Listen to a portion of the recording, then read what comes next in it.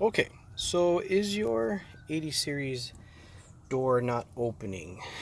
Um, my symptom was this would move about here when I would hit the lock switch over there on the left, or when I turn the key from the outside.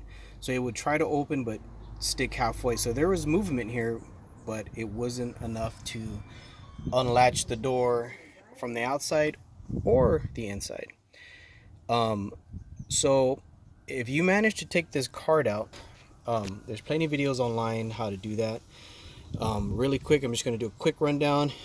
Screw here, 2 bolts here in the armrest, one on the handle that slopes up, and your speaker removal with the detaching of the cord for the switch panel. Once you have that done, you're going to basically remove the immediate trim on the sides here, this guy.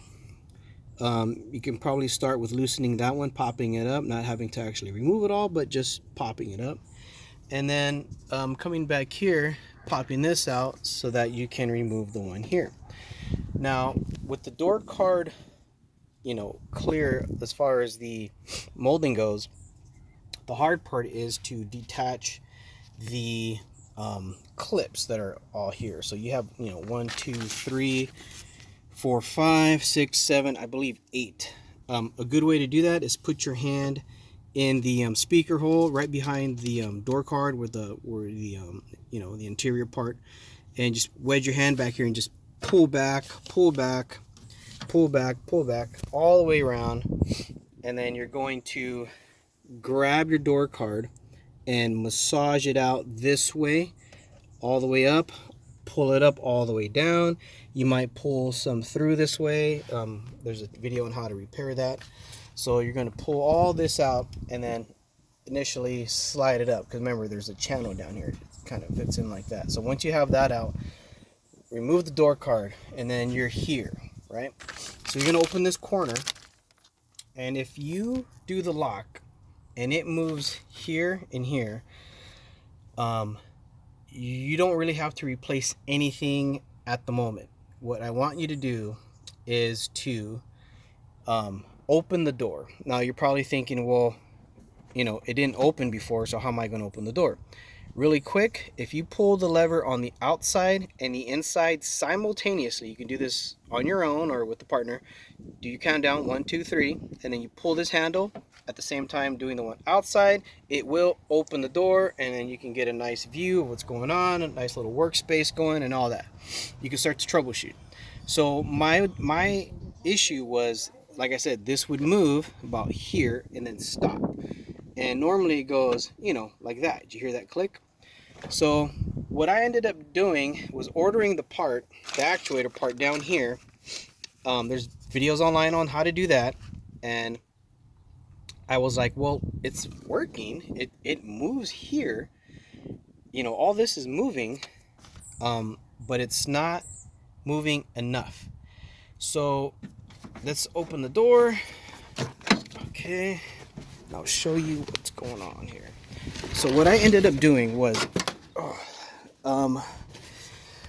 basically lubricating every single moving part all the way down this line, all the way into here, soaked, drenched, all of that, all of this bar here, even though it doesn't really tie into the lock, it's more of the handle, and all into here.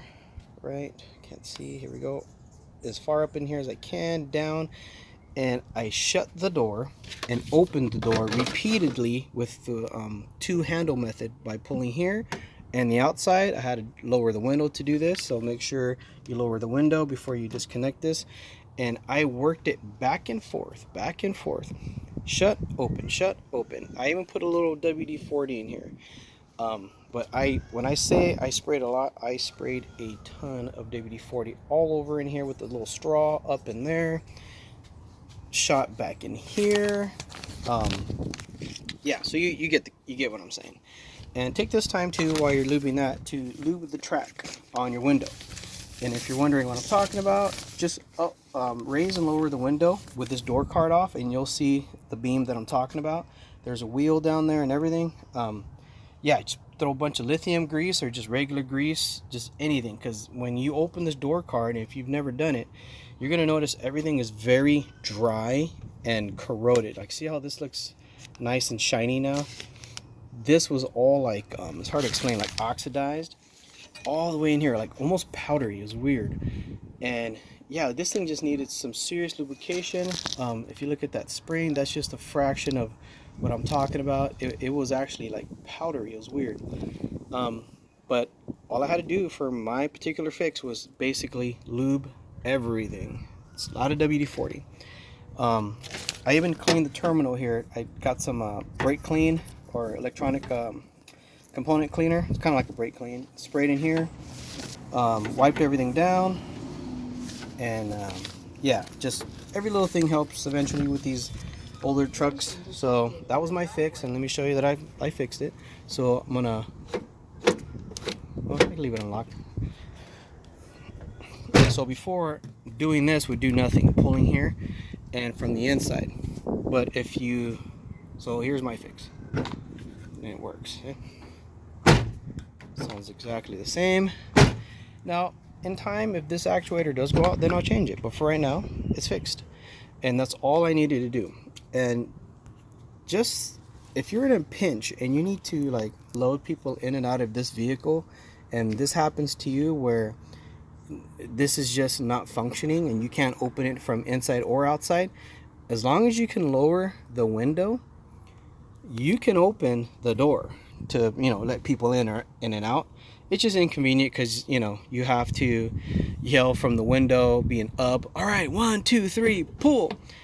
Or you can just lower it and do it yourself and tell the dude, okay, I'll eventually will fix this. But like I said, if you lock the door and you see it lock and unlock, but it only goes halfway, you don't need to change anything. You can probably get away with just lubing everything that I did. Now, I noticed someone, and I've watched so many videos, I'm just compiling all of the videos that I've watched into one. You can change the actuator, the arm in here. There's an assembly in here that does all the moving, like I said. So that means that mine was actually working.